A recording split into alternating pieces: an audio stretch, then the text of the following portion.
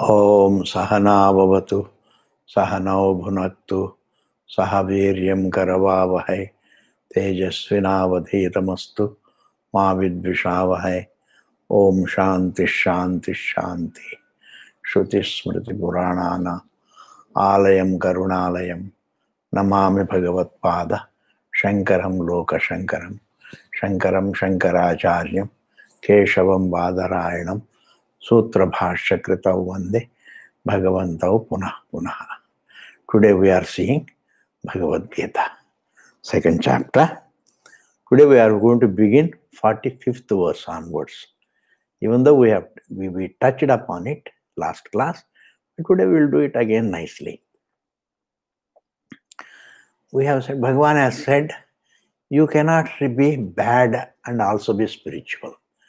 You cannot be violent and also be spiritual, because violence disturbs you first. Every impulse disturbs not others but yourself. The one who is impulsive, he is disturbed. An impulsive man cannot be a spiritual man. He may cry for help. That's a different thing. But spirituality is quietly discerning between the form and the formless one's existence. And the formless one's existence and the form, discerning between the two, is called spirituality exactly. To be exact, that is spirituality. To be reflective, even though we say in general terms, to be reflective is spirituality, to be contemplative is spirituality, to be reasoning is spirituality, to correctly think is spirituality. But exactly what is that? It means only discerning between thinking and being. That is spirituality. Thinking and being is spirituality. Then you can, for that you require relative peace. And for that you have to be non-violent. You have to be non-impulsive. You have to be very abiding individual, not a restless individual. If you are restless, then you lose your mental peace. You can't be spiritual. If you are an abiding individual, you can be spiritual. Spiritual means, spirituality is not some kind of a mental state. Spirituality is spiritual right thinking, discerning between the being, the spirit, and the form, which is matter. Discerning between Purusha and Prakriti is called spirituality. Purusha is your existence, your being there. And form is Prakriti. And between Prakriti and Purusha there is a tie. That is called avidya, anadya vidya. That tie has to be unbroken.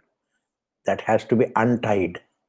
That is why bhidyate hridaya grandhihi chidyante sarva samshayaha kshiyante chasya karmani tasmin drishte paravare. It is said, when you discern between your existence and the form, then all your doubts may get cleared. And your heart knots rend asunder. Or rent asunder. Heart knots means the equation of your existence with the form, that I am the form. Like when you have your equation with your child, that is a kind of a hridaya grandhi. Even though once you leave the form, in sleep you don't see your child, you don't miss the child also. Where you don't miss is that you don't miss anything, that is the truth. But yet in life, one thinks this is my child, etc. And that is called hridaya grandhi. Any attachment is hridaya grandhi. But with deha you don't have attachment, there is equation. With the sun you have attachment. Attachment can always be cured, can be changed. But the equation has to be corrected. Attachment has gradation. It can be up and down. It is graphic. Attachment is graphic. But equation, it's not graphic, it is ever the same. I am, as a child, you say I am the form. As a young man, you say I am the form. As an old man, I am, say, the form. And when you wake up from the sleep, also you say I am the form. But in the sleep, You don't see the form, you don't miss the form. And that is the truth. Where you see no form, where you see no other, where you miss no other, that is the truth. And that is your nature. And therefore, yeah, what is said is, you cannot be violent, you cannot be impulsive and spiritual. You have to have self-control and be spiritual. Self-control guarantees mental peace. Discipline guarantees mental peace. Mental peace need not guarantee self-reflection. But if you want to discern between your existence and the form, then you require mental peace. Therefore, mental peace has to be used for spirituality. But in order to use mental peace, I have to get mental peace. And in order to get mental peace, I have to have control over my impulses. I have to be disciplined. I have to be abiding, etc. I should be able to. Desire doesn't come in the way of Vedanta ji. But what comes in the way of Vedanta is, I have desire, I work for this fulfillment, and I should be mentally prepared to accept what comes. That mental preparedness to accept what comes qualifies you for Vedanta. It guarantees mental peace. But you don't accept. You say, I must have only that. But it's not that really it is going to come. But you only disturb yourself. Therefore, desire is not the problem. But after working for the fulfillment of desire, I should be prepared to accept what comes. That mental preparedness to accept what comes is what is called prasada buddhi. Prasada buddhi means this is the law of karma. It has edited my action and given me the result. Let me accept the result. And accepting the result guarantees mental peace.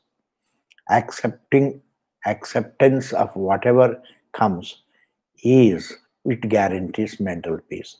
And that mental peace can qualify you for Vedanta. This is what is said.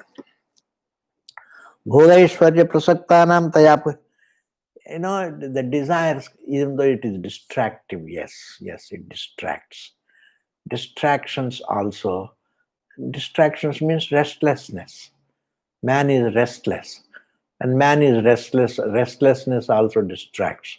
When you are restless, to contain yourself, you think of so many things. You think of the objects. You think of places. You imagine movements. All these things. That is all due to the restlessness. And the restlessness cannot qualify you for Vedanta ji, because restlessness also distracts you. Therefore, and the desire for pleasures also it distracts you. Desire for pleasures is not very important, because every pleasure is non-eternal. What is yesterday's please today? Tell me. You think of yesterday today. Today you think of yesterday. It's like a dream. It's gone. What is last month? It's like a dream. It's gone. Therefore, temporariness has to be understood correctly. Temporariness. The dream is just temporary and it goes. When you wake up, it's just a dream. It's gone. Similarly, yesterday is gone. Last second is gone. Last minute is gone. Last hour is gone. Last yesterday is gone. Last month is gone. Last yesterday year is gone. The whole life becomes past. And therefore, everything becomes history. Temporary means what becomes history is called temporary. Whereas the spirituality is discerning between the eternal and the form, the non-eternal. Discerning between the eternal being and the non-eternal thinking. Thought is non-eternal. Discerning between the two is what is called spirituality. And spirituality is not is not a particular action. Spirituality is not a particular lifestyle. Spirituality is not a particular kind of living. It's not a particular habit. It's not that. Spirituality means right thinking between eternity of your being and the non-eternity of your form. In fact, in this universe, there are only two things, Kshetrajna and Kshetra. Kshetrajna is the one who is aware and what is being awared. That is, and discerning between the two is what is called, because the one who is aware cannot be the object that is awared. The conscious existence, Purusha and Prakriti ji, these are called Purusha and Prakriti. Discerning between the two is called spirituality. And spirituality is not possible unless a person is mentally peaceful. If he is Vyavasayatmika buddhi, samadhau na vidiyate. Samadhau means, I have explained, in understanding the truth. Not that in doing samadhi. Samadhi actually means the truth. But the yogis have taken this word samadhi and they have explained it as the complete absorption. Even if you absorb, you are using your will, and using your will for avoiding thoughts is not samadhi. It is you are doing, it is kartrutvam, you are doing it. There is a will functioning. In fact, freedom from the will is, consciousness is different from willing. Therefore, consciousness, you are by nature consciousness. You are not by nature the willer. In the deep sleep state, the will also resolves. Therefore, the will also is a part of creation, it resolves. Whereas consciousness doesn't resolve. Everything resolves unto consciousness. Everything will resolves unto consciousness. Consciousness doesn't resolve unto the will. Therefore, the will also resolves. And therefore, the samadhi, the yogi's definition of samadhi implies the will. And therefore, it's not jnanam. It is a sadhana. This topic is that discerning between the existence of your being and the form, the thought, the will, the impulse, etc. Discerning between existence. It's like discerning between space and air. Air is mobile, space is. Fire is mobile. It is mobile because it is present in space. It's mobile. It's not parallel to space. It is in space. It's made of space. It is a kink in space, G. Air is a kink in space. Fire is a kink in space. Water is a kink in space. It occupies space. It's made of space. Yes, every wave is in water. It's not parallel to water. It is in water. Similarly, the four elements are in space. They are not parallel to space. And they're in the same manner. The Prakriti is not something parallel to consciousness. It is within consciousness. And that consciousness, the what, that is discerning between thinking and the being. They are only, they're unlike each other, but they are not other than each other. They are unlike. The Prakriti is unlike the Purusha, but not other than the Purusha. The air is unlike the space, but not other than the space. The fire is unlike the space, but not other than the space.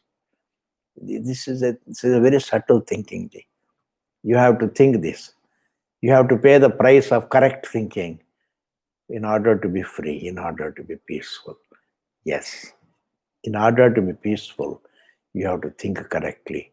What is the price you have to pay? You have to think correctly. You have to discern between your actuality and your non-actuality, the form. The biology is non-actuality. The physiology is non-actuality. The psychology is non-actuality.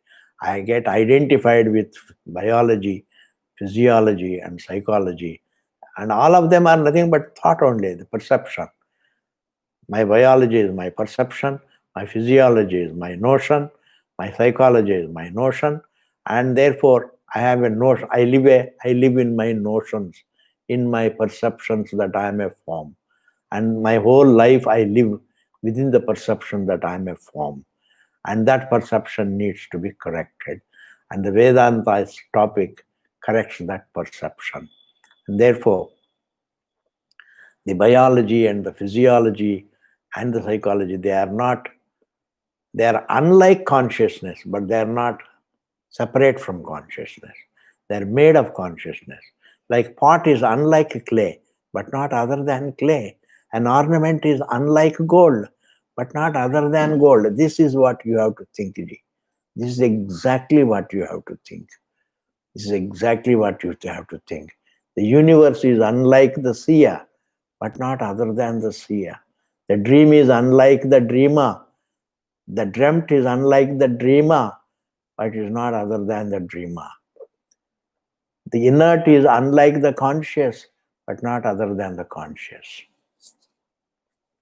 They are unlike each other. They are unlike but not parallel. That is the synopsis of Vedanta. The inert and consciousness are not. The inert is unlike consciousness, but not other than consciousness. The inert is unlike consciousness, but not other than consciousness. That is why there is Vailakshanyam between consciousness and matter, but they are not Bheda. They are not two. There is no Dvaitam between the two. The Sankhyas say Prakriti is one reality, Purusha is unreality. That's not acceptable. That is illogical, Ji. If Prakriti is unlike consciousness, it should be parallel to consciousness. What is parallel to consciousness should not be known to consciousness. If it has to fall within consciousness, then alone it is known, and therefore Prakriti, the matter, is not parallel to the one who knows it. It is not parallel. It looks parallel, but it is not parallel. On analysis, it is not parallel. Logically speaking, it is not parallel. It looks parallel. That is called avidya. But it looks parallel. It is viewed as parallel by man, but that view is wrong. It is avidya. But they are both the same. What is viewed falls within the conscious being, and therefore it is non-separate from consciousness. It is Advaitam. And therefore, Samadhi is a word that is taken by the yogis. It was stolen by the yogis from Vedanta, and that was used as a total absorption. But that total absorption is not sustainable, Ji, because there is a will. You use your will to avoid the thoughts. But then, by nature, your consciousness, you are unlike the thoughts, you are unlike the will, because thoughts are a part of creation, the will also is a part of creation. And therefore, samadhi should mean only not the yogic samadhi. Samadhi should mean the nature of the truth. Samadhi means samyak adhiyate asminiti. Everything is rooted in which? The truth. That is the samadhi. Understanding the truth also is samadhi. But even yogis use the word, even absorption, even avoiding thoughts is samadhi. Okay. If they define it, so it's okay. The next verse we have to do today, 45th verse. Traigunya Vishaya Vedaha Nistraigunya Bhavati. All the karma kanda is three gunas. Three gunas means Sattva-guna, Rajo-guna, Tamo-guna. The inertness is called Tamo-guna. All human impulses, talking about human antahkaranam, all his impulses are Tamo-guna. All his negative thinkings are Tamo-guna. His anger is Tamo-guna. And his jealousy is Tamo-guna. Anything that gives him instant unhappiness is Tamo-guna, inertia, Tamo-guna. It is considered to be Nidra, Alasyam, etc. is all Tamo-guna. Inertness is called Tamo-guna. And human beings also is like Jada. He becomes inert like. And that is Tamo-guna. When he has a desire and activity, that is Rajo-guna.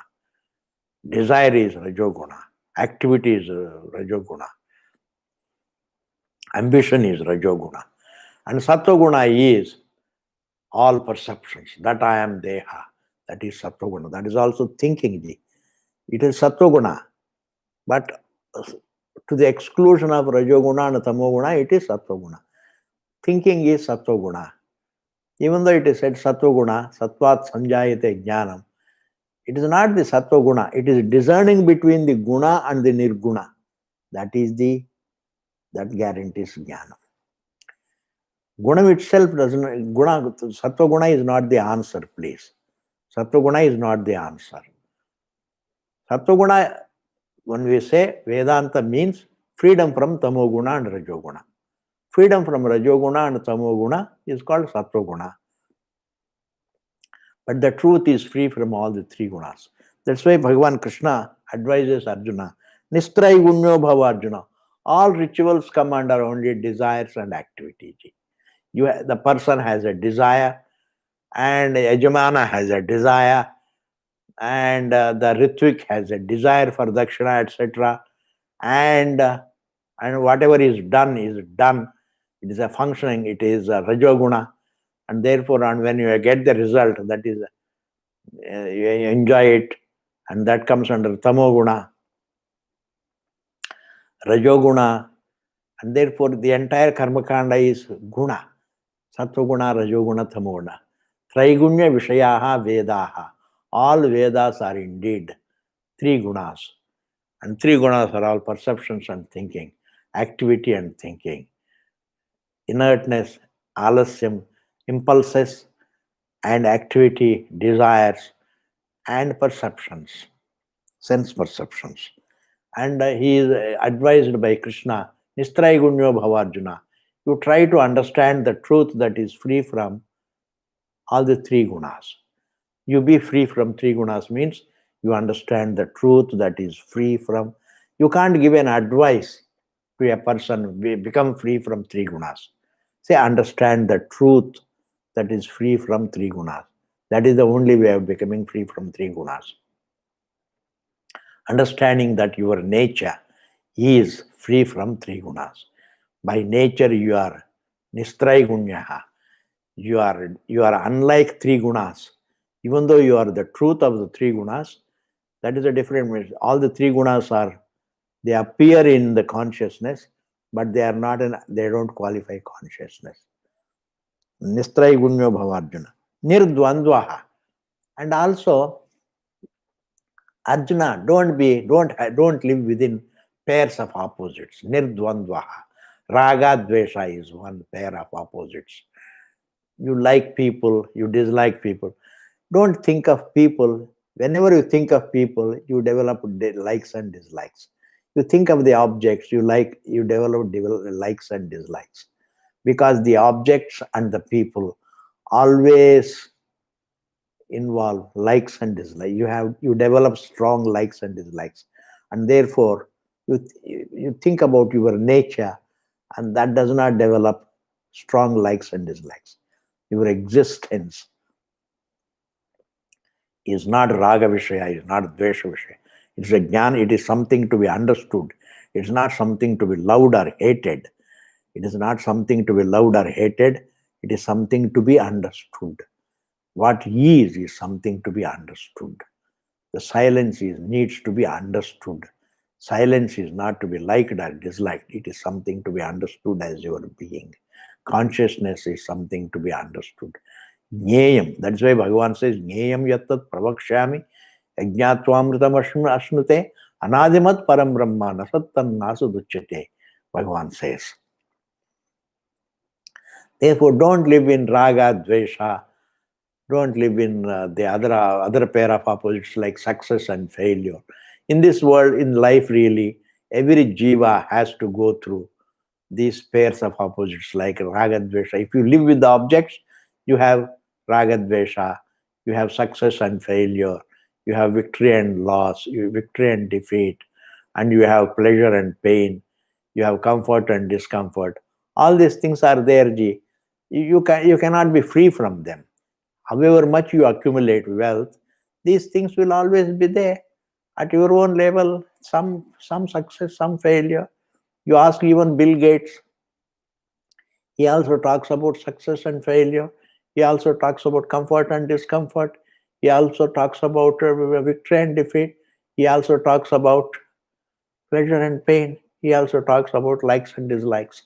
And therefore, everybody has these things. And therefore, a spiritual person must not think of the objects and people.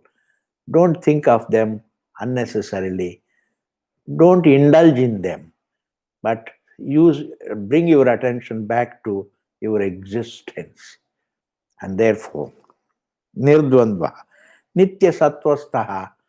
Nitya sattvastaha means ever be free from rajoguna and tamoguna. Don't be impulsive. Don't try to promote desires. Don't try to promote ambitions.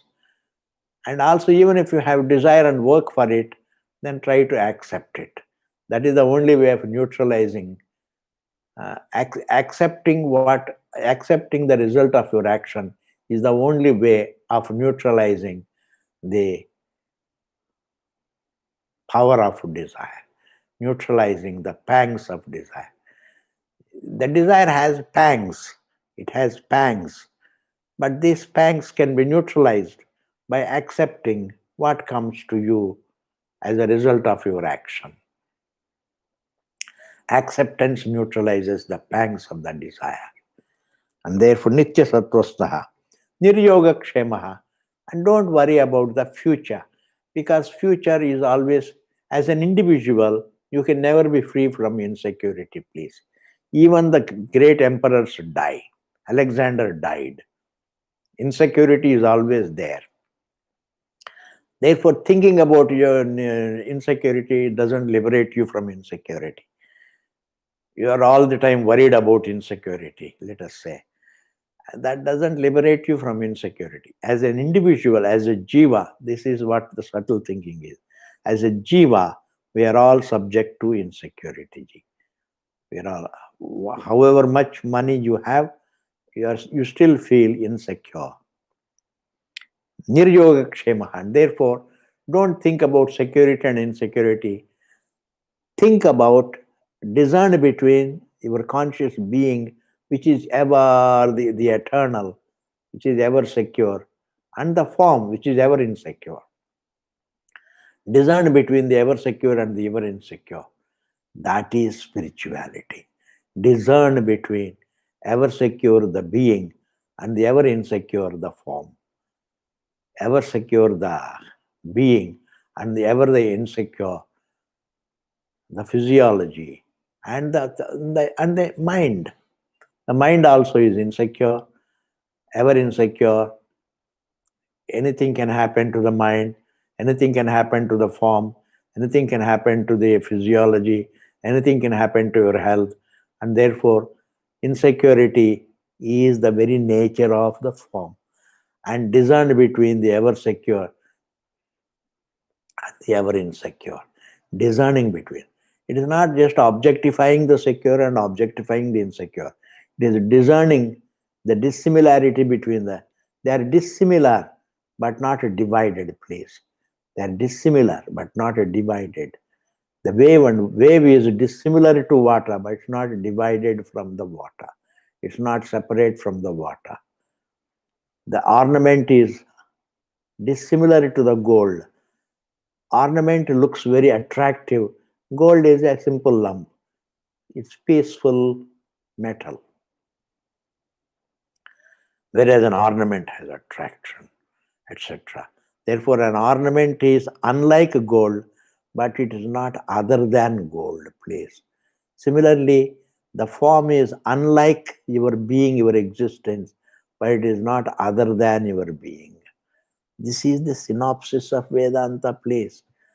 The form is unlike your existence, but it's not other than your existence. Your mind is unlike, thought is unlike the consciousness, but it's not other than consciousness. It's made of consciousness, and therefore you as a conscious being is comprehensive of everything at the same time, is at once comprehensive of everything as itself, and it is not qualified by anything. The rope is at once comprehensive of the snake era, and it is unqualified by the snake. In the same manner, niryoga kshemaha, be free from yoga and kshema. In the olden days, we used to write letters. योगक्षेम ठीक है, आपका योगक्षेम ठीक होना चाहिए, etc. etc. Yoga kshema means the physical well-being, the material well-being of a person. Yoga means all the material things that are necessary to achieving them. Kshema means keeping them safe. Yoga is achieving, kshema is keeping them safe. But don't try to own things. If you own things, it is okay, but don't think about them. You own them in order not to think about them. You own them in order not to think about them. Your reflection should be all the time. It should be about your existence. You can be reflective about your existence. And reflection is not just really holding your head in your hand. Reflection means discerning place, viveka. This, in every class I will be telling the same thing. Therefore, don't tell me, Swamiji, why are you saying the same thing every day, the same thing? And why don't you say something else? I say something else I can't talk. Because every day you also want the same thing. You want to be full. You want to be happy. You get up in the morning and you want to be happy. And in the evening, you want to be happy. Before sleep, you want to be happy. After getting up, you want to be happy. Every day you want to be happy. The search is for always for fullness. If the search is for fullness, then the topic is also fullness. And what is the fullness? The fullness is otherwise what is called happiness. Happiness is not a thought. Happiness is the happy, peaceful nature of your being, please. Silence is not a thought. It is a silentness of your being. There is no thought. It is only your existence. Atmavan bhava. And think about Atma, your existence.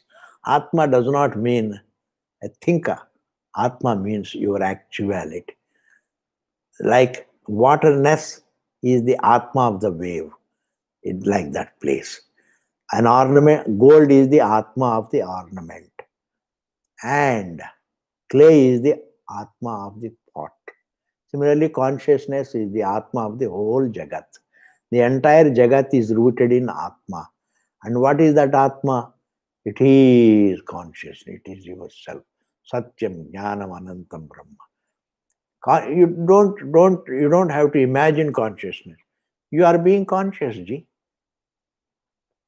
Don't enter. Consciousness is not an object of thought. Consciousness is not an object of thought. It is your existence. Thus, discern between existence and the thought. That is what is called reflection. That is Atmavan Bhava. Always think about your existence. If you have to think about your existence. If you don't think about your existence, you will think about Anatma. And what is Anatma? You think about the objects, you think about the people, and then develop likes and dislikes. You make a comment about them. You make comments about the objects. You make comments about the people. You make comments about the places. And in this manner, it is more a distraction. It is living in the creation. And living in the creation doesn't falsify the creation. Living in the dream doesn't falsify the dream. Waking up from the dream falsifies the dream. In the same manner, living in the creation doesn't falsify the creation. Waking up to yourself, you understand your existence. Your existence is something unlike the form, but it is comprehensive of the form as it's made of. The form is made of consciousness. Atmavan Bhava. Now, in the next verse, Bhagavan says, thus, Traigunya Vishaya Vedaha Nistraigunya Bhavarjuna Nirdvandvaha Nitya Sattvastaha Niryogakshema Atmavan Bhava. This is a suggestion given by Krishna to Arjuna. Bhava iti bhava. Draigunya Vishaya Veda Bhava Nistraigunya Bhava Arjuna nirdvandvo bhava, nityasattvasto bhava, nirjogakshema bhava, atmavan bhava. And next verse he says, karma kanda is good, ji. It is useful, but it's not the answer. When things are easily available, you don't go for difficult things. Yes. Things are when they are easy. Like you see, yavanartha udapane sarvata samplutodake. Supposing there is a water well, and it is so difficult to go down the well and bring water and drink. It is udapana means a well. And what is the use of that water well when there is water everywhere? Sarvata samplutodake. When there is water everywhere, when the water is easily accessible, you don't have to. That water well is of not that water. That well water is not greatly useful. You don't want to go down the well and then bring the water. The water is easily accessible. In the same manner, the fullness is easily accessible to yourself. That is your being. And when the fullness is easily accessible, karma kanda, heaven is not easily accessible. Karma kanda is full of difficulties, full of struggle. Karma kanda is full of action, full of struggle. And therefore, karma kanda is like the water well, and Vedanta is like water everywhere. Sarvataha samplutodake, when the water is everywhere. When the water is everywhere, well water has no meaning. But when there is no water everywhere, then the well water is useful. When you don't know Vedanta, when you are not introduced to Vedanta, then karma kanda is all right. Karma kanda is useful. Something is better than nothing. That is the logic here. Karma kanda is something is better than nothing. Something, it gives you something. It gives you some pleasure. It occupies your attention. It can help you to spend time. It can help you to perform a ritual, to pray, etc. A ritual is useful when you are not introduced to Vedanta. Similarly, when there is no water easily accessible, well water is useful. So karma kanda is like well water. Karma kanda is like well water. Vedanta is like flood of water. Everywhere there is water, easily accessible. Why? Because it is yourself. When it is yourself, it is easily accessible. It is intimate. Whereas a pleasure is outside. I have to get an object of pleasure. I have to enjoy it, and for which I have to struggle. Whereas fullness is your own nature. Therefore, yavanartha, whatever is the utility, udapane, whatever is the utility of a well, sarvata samplutodake, when there is water everywhere, that much is the utility of karma kanda. Karma kanda is useful only when there is no water available, when there is no Vedanta available. But when Vedanta is available, then karma kanda is like that well water. It's not greatly useful. Sarvata samplutodake. Tavan sarveshu vedeshu brahmanasya vijanata. Tavan sarveshu vedeshu. And therefore, whatever is the utility of a well water, so much is the utility of all the Vedas, karma kanda. Brahmanasya vijanataha. A Brahmana is one who understands this fact.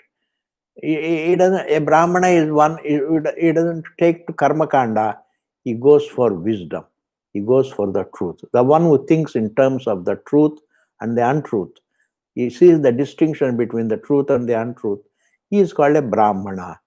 He is called a wise Brahmana. A person who does a karma kanda, the one who runs after karma kanda because he has got desires for the future, and in order to fulfill the desires for the future, he goes for karma kanda, he performs the rituals. So he indulges in desires and activity and pleasures. Such a person is called Ritvik, a Purohit. He may be a Ritvik, But to be a Brahmana, he is Brahma Jnanad Brahmana, a person who thinks in terms of the truth and the untruth, the one who discerns between the truth and the untruth. He is called a Brahmana. Therefore, all these desires, all this what we call three gunas, are not a quality of your being. Karmakanda is not a Kartrutvam also is not a part of your being. To be quiet, to be tranquility is your nature. Tranquility is activity is not your nature. Activity is the nature of the form, prakriti. Activity, mobility is the nature of the form. The form is mobile. Consciousness cannot be mobile. Consciousness is still. Your existence is still. Stillness is comprehensive of all movements in itself. And therefore, the every movement is made of stillness. It's amazing. It is made of stillness. The air is mobile in space, but it is made of space, which is stillness. Fire is mobile, but it is made of the space. It is stillness. In the same manner, all the five elements are objectifiable, but they are all made of unobjectifiable consciousness. The mobile, even the objectifiability is a kind of a mobility. It appears and disappears. It's a mobility, a kind of a mobility. And even space is mobile in that manner. Yes, but it is made of the totally still consciousness, the awareness, the infinite stillness. And therefore, and the next verse Bhagavan says, this verse I think we will see in the next class, the Karmanyevadikaraste ma paleshu kadachana. This is a great verse. It's a very very well quoted, oft quoted verses. Oft quoted verse. This is Karmanyevadikaraste ma paleshu kadachana. Ma karma phala hetur bhuhu ma te sangostva karmane. This is something, it is oft quoted verse.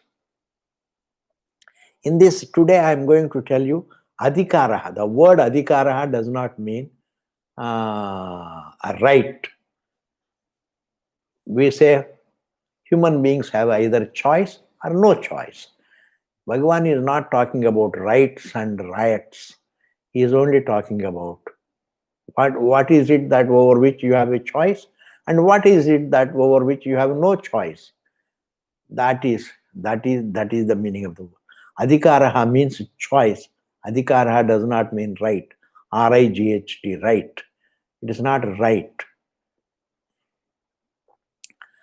Your right is to perform the action. You have no right to look after expect the result. That's a wrong. That's a stupid translation. You don't have a right to perform an action. You have a right to perform an action. You have no right to expect the result. It's a stupid translation. Yes, stupidest translation. Please understand. I don't mind saying it 1,000 times. It's stupid. You have a choice over action, but you have no choice over the result. Understand where do you have the choice? Don't worry about over which you have to accept what is choiceless. You can choose what over which you have choice. You have to think correctly before you exercise your choice. Therefore, today I'm just touching upon this verse. Adhikaraha means only choice, not the right. And then somebody has asked a question, and that question is, Swamiji, is the truth free from Shastra Sankalpa, Shastra Kalpitam? Yes, it is free from Shastra Kalpitam. Truth is not qualified by either Avidya Kalpitam or Shastra Kalpitam, please. Someone called Ganeshan has given the question, Shastra Kalpitam. Yes, sir, it is free from the truth. Your existence is free from Shastra Kalpitam. your existence is free from avidya kalpitam. That time the form is avidya kalpitam, and the Shruti says your existence is the source of everything, is the material for everything. He saw and he created, he entered the creation. This is all Shastra Kalpitam. And that Shastra Kalpitam, what is Vivakshitam is only it alone is. That is its nature. No Shastram can change the nature of the truth. Ji. The nature of the truth is to be quiet, to be. To be alone is. Advaitam cannot do things. Non-dual, like in the deep sleep state, you don't do things. In the deep sleep state, you are being. It is only presence, your presence. And therefore, the Shruti Kalpitam, Shastra Kalpitam also doesn't qualify the nature of the truth. I have explained this question. And if there are any other questions, yes, there are a lot of questions. They will all come in writing, and one day I will answer all of them. Thank you. Purnamadaha Purnamidam Purnat Purnamudachyate Purnasya Purnamadaya Purnameva Vasishyate. Om Shanti Shanti Shanti.